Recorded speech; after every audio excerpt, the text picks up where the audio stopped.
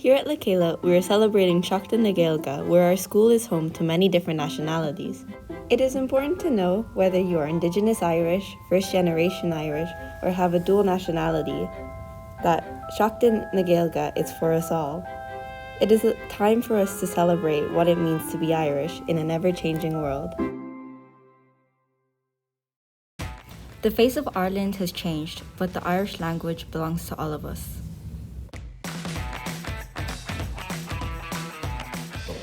Is Éireannach Éireannach mé? Is Rúiseach Éireannach mé? Is Ucránach Éireannach mé? Is Bangladeshach Éireannach mé?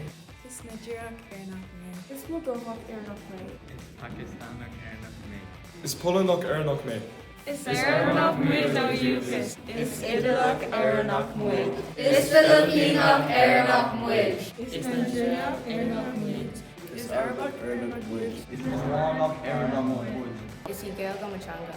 Is I Gaeilge Mahanga? Is I Gaeilge Mahanga? Is I